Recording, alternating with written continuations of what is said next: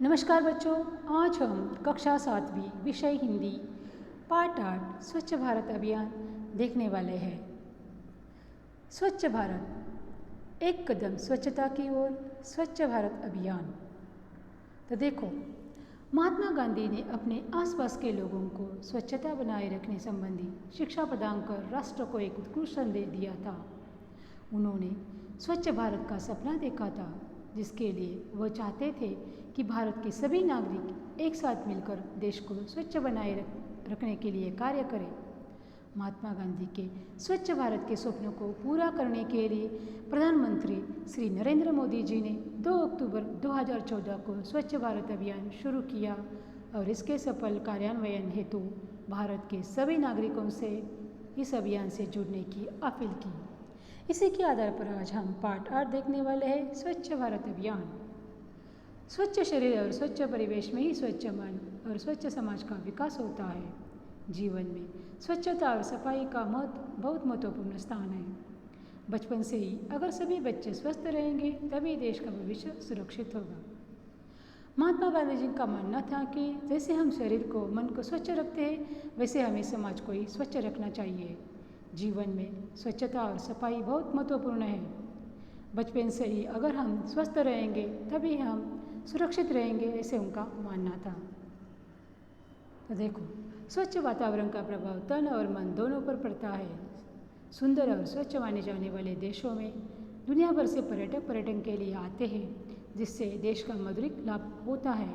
घूमकर वापस अपने देश जाने वाले ये पर्यटक उस देश स्थान की सुंदर छवि मन में लिए लौटते हैं। विडंबना है कि आज़ादी के लंबे समय तक भारत में साफ सफाई को लेकर जन जागरण शुरू नहीं हुआ, जबकि राष्ट्रपिता महात्मा गांधी को यह बेहद प्रिय था। कृतज्ञ राष्ट्र ने अब जाकर स्वच्छता अभियान को अपनाया है, जिसके कारण जनता में एक नई जागृति आई है। तो देखो, स्वच्छ वातावरण का प्रभाव तन और मन दोनों पर पड़ता है। सुंदर और स्वच्छ माने जाने वाले देशों में दुनिया भर से पर्यटक आते हैं, इससे देश को मौद्रिक लाभ भी होता है। और जब ये लोग घूमकर वापस अपने देश जाते हैं, तब दूसरे देश की छवि अपने देश में वो बताते हैं। विडंबना है कि आज़ादी के लंबे समय तक भारत में साफ सफाई से लेकर जन जागृति नहीं हुई थी। अब जाकर वो स्वच्छता अभियान को सबने अभी अपनाया है और जनता में जन जागृति हो गई है। आगे देखो, दैनिक जीवन में व्यक्तिगत सफाई की तरफ बेहद ध्यान देने की जरूरत है, क्योंकि स्वस्थ शरीर और स्वस्थ मन का व्यक्तित्व के विकास से सीधा संबंध है। राष्ट्रपिता महात्मा गांधी जितना महत्व मन की स्वच्छता को देते हैं, उतना ही अपने आसपास की सफाई को देते थे। बापू की कथनी और करनी में कोई अंतर नहीं था। इसीलिए तो देश की आज़ादी की लड़ाई के साथ साथ उनके लिए अपने शौचालय की सफाई भी उतनी ही जरूरी थी। उनके लिए ये दोनों काम बड़े थे। गांधी जी ने समझ लिया था कि कई महामारियों का कारण खुले में शौच करना और घरों के आसपास फैलने वाली गंदगी है। उस समय हैजा और चेचक जैसी जानलेवा बीमारियां थी। देखो, दैनिक जीवन में व्यक्तिगत सफाई की तरफ बेहद ध्यान देने की जरूरत है, ऐसे गांधी जी मानते थे, क्योंकि स्वस्थ शरीर और स्वस्थ मन का व्यक्तित्व के विकास पर सीधा संबंध होता है। राष्ट्रपिता महात्मा गांधी जी जितना महत्व मन की स्वच्छता को देते थे, उतनी ही आसपास की स्वच्छता को देते थे। उनकी करनी और कथनी में कोई अंतर नहीं था। इसीलिए तो देश की आज़ादी की लड़ाई के साथ साथ उनके लिए शौचालय की सफाई भी उतनी ही जरूरी थी। वो बोलते थे कि इस कारण सब जगह महामारियाँ फैलती है, इसीलिए खुले में शौच करना नहीं चाहिए और घरों के आसपास गंदगी भी नहीं फैलनी चाहिए। और ऐसा हो गया तो इस कारण बहुत सी जानलेवा बीमारियाँ आसपास फैल जाती है। इसलिए हमें क्या करना चाहिए, घर के आजू बाजू का, गांव का, समाज का, सबका परिसर हमें क्या करना है, स्वच्छ रखना चाहिए। आगे देखो, अगर हमें अपने समाज और देश को आगे ले जाना है तो हमें इसे स्वच्छ और सुंदर बनाना ही होगा। इस समय देश में स्वच्छता के प्रति एक नई चेतना, नए उल्लास का वातावरण बना। 15 अगस्त 2014 को प्रधानमंत्री मोदी ने दिल्ली के लाल किले की प्राचीर से राष्ट्र के नाम अपने संबोधन में इस चेतना को मुखरित स्वर प्रदान किया। देश को स्वच्छ और सुंदर बनाना अब हमारी राष्ट्रीय प्राथमिकता है। हमारा संकल्प है कि हमें राष्ट्रपिता महात्मा गांधी को श्रद्धांजलि के रूप में स्वच्छ भारत का उपहार देना है। इसीलिए 25 सितंबर 2014 से 2 अक्टूबर 2014 तक देश में स्वच्छ भारत सप्ताह आयोजित किया गया। प्रधानमंत्री के प्रेरणास्पद संदेश के बाद अब पूरे देश में स्वच्छता अभियान तीव्र गति से चल रहा है। 2 अक्टूबर 2014 को देश भर में सरकारी कार्यालयों और अनेक संस्थानों में लाखों लोगों ने स्वच्छता की शपथ ली। स्वच्छ भारत अभियान के तहत देश की 5,551 शहरों में 1 करोड़ शौचालय बनाने का लक्ष्य निर्धारित है। तो देखो, अगर हमें अपने समाज और देश को आगे ले जाना है तो हमें इसे स्वच्छ और सुंदर बनाना ही होगा। हमें हमारे देश को स्वच्छ सुंदर बनाना ही है। इस समय देश में स्वच्छता के प्रति एक नई चेतना, एक नया वातावरण बना है। जैसे कि प्रधानमंत्री नरेंद्र मोदी ने 15 अगस्त 2014 दिल्ली के लाल किले की प्राचीर से राष्ट्र के नाम से एक संबोधन किया था और उन्होंने संकल्प लिया था कि राष्ट्रपिता महात्मा गांधी को श्रद्धांजलि के रूप में स्वच्छ भारत का वो उपहार देंगे। इसीलिए 25 सितंबर 2014 से 2 अक्टूबर 2014 तक देश भर में स्वच्छ भारत सप्ताह आयोजित किया गया था। और प्रधानमंत्री के इस प्रेरणास्पद संदेश के बाद अब पूरे देश में स्वच्छता अभियान तीव्र गति से चल भी रहा है। 2 अक्टूबर 2014 को देश भर में सरकारी कार्यालय और अनेक संस्थानों में लाखों लोगों ने स्वच्छता की शपथ भी ली। इस अभियान के तहत 5,551 शहरों में 1 करोड़ शौचालय बनाने का लक्ष्य भी निर्धारित किया गया। आगे देखो, सफाई समाज के सर्वांगीण विकास का एक प्रमुख अंग है। जैसे कि अपनी काया को निरोगी रखने के लिए प्रतिदिन खाना खाने से पूर्व और शौच जाने के पश्चात हाथों को साबुन से अच्छी तरह धोए ताकि शरीर में कीटाणु प्रवेश न कर सके। यदि हाथ गंदे हो गए तो खाना खाते समय शरीर में कीटाणु प्रवेश कर जाएंगे और हैजा और डायरिया जैसी बीमारियों को जन्म देंगे। स्वच्छता में नियमित तौर पर बढ़ते हुए नाखूनों और बालों को काटना, साफ सुथरे कपड़े पहनना शामिल है। इसके अलावा अपने आसपास के वातावरण को साफ रखकर और कचरे का सही तरीके से निपटाना करके हम अपने आसपास के वातावरण को शुद्ध और स्वच्छ रख सकते हैं।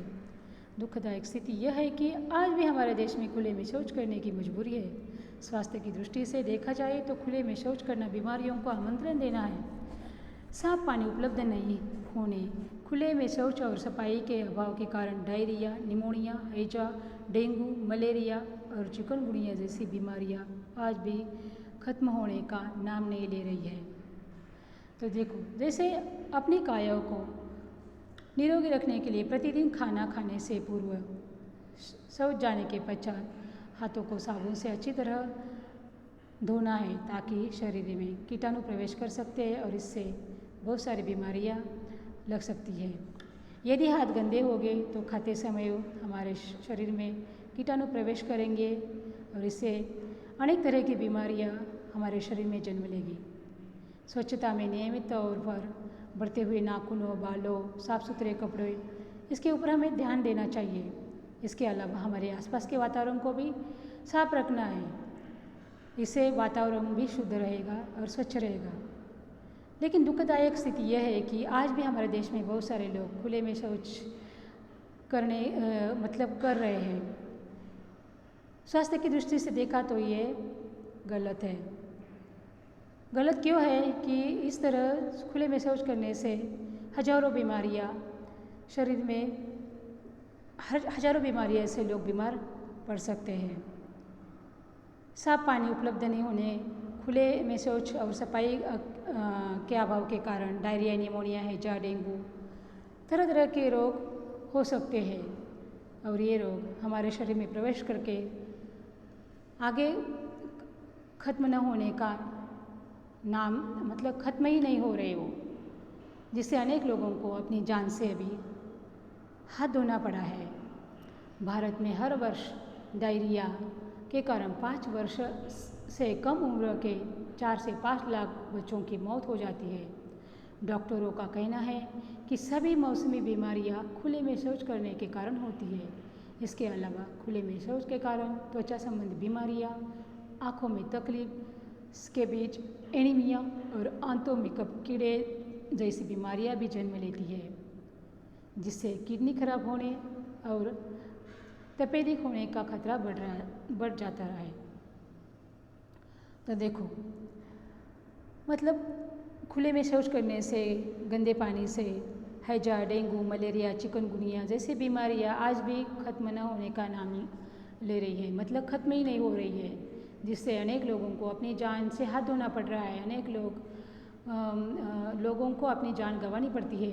भारत में हर वर्ष डायरिया के कारण 5 वर्ष से कम उम्र के 4 से 5 लाख बच्चों की मौत होती है। डॉक्टरों का कहना है कि ये सभी बीमारियां खुले में शौच करने से ही होती है। इसके अलावा त्वचा संबंधी बीमारियां भी आती है, आँखों की बीमारियां आती है, स्केबिज, एनीमिया, आंतों में कीड़े, ऐसी अनेक सारी बीमारियां हमारे शरीर में जन्म लेती है, जिससे किडनी खराब हो जाती है। आगे देखो, यूनिसेफ के एक रिपोर्ट के अनुसार मनुष्य के 1 ग्राम मल में 1 करोड़ बैक्टीरिया, 1000 परजीवी शिष्ट और 100 परजीवी अंडे पाए जाते हैं। ये जब हवा में उड़ते हैं तो आसपास रहने वाले लोग कई तरह की बीमारियों की चपेट में आ जाते हैं। खुले में शौच करने से अनेक माध्यमों से ही वही मल हमारे घरों और खाने पीने की वस्तुओं तक पहुंच जाता है। वायरस फैलने का सबसे बड़ा माध्यम मक्खी है, जो मल पर बैठती है और फिर घरों तक पहुंचकर खाने पीने की चीज़ों पर बैठ जाती है। इससे हैजा, टाइफाइड और डायरिया जैसी बीमारियां फैलती है। वैज्ञानिकों के अनुसार एक मक्खी एक दिन में कम से कम 3 किलोमीटर उड़ती है।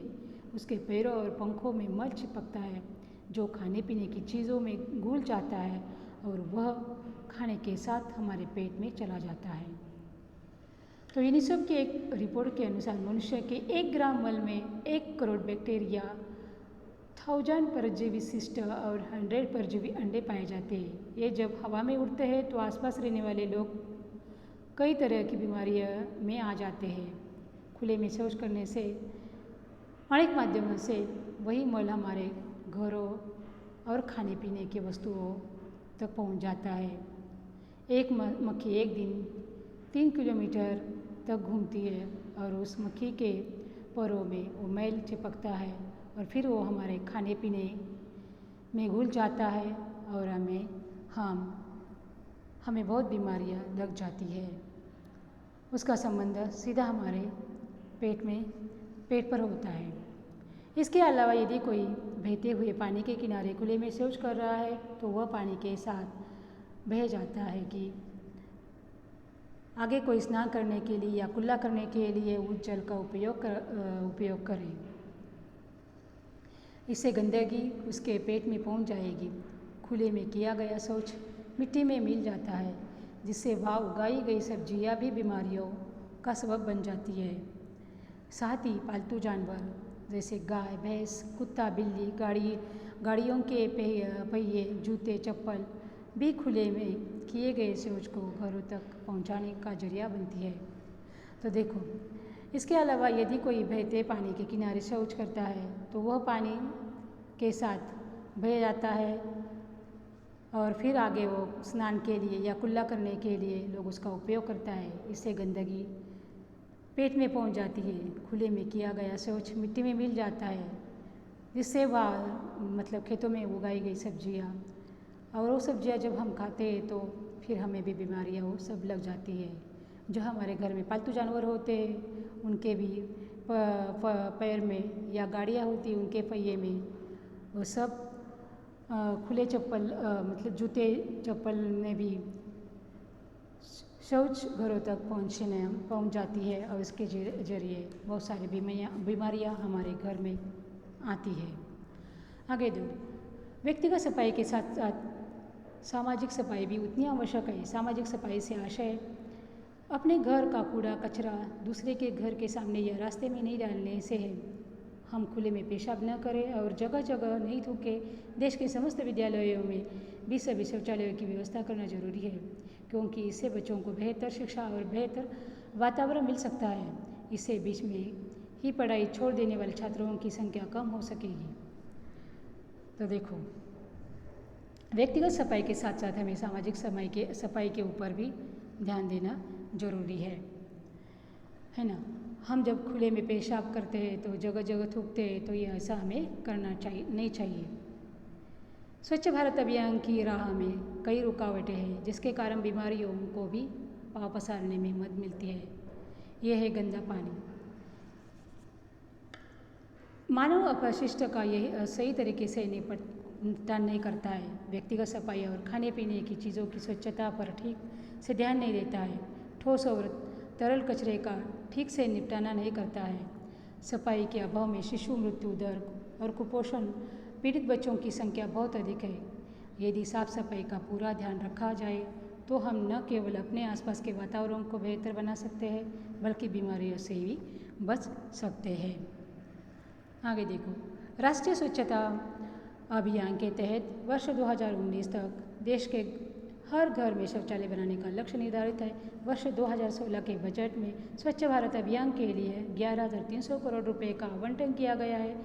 इसमें गाँवों के लिए 9,000 करोड़ और शहरी क्षेत्रों के लिए 2,300 करोड़ रुपए का आवंटन हुआ है। खुले में शौच मुक्त होने वाले गाँवों को इनाम देने के लिए केंद्र प्रायोजित योजना के तहत प्राथमिक आधार पर आवंटन का प्रावधान है।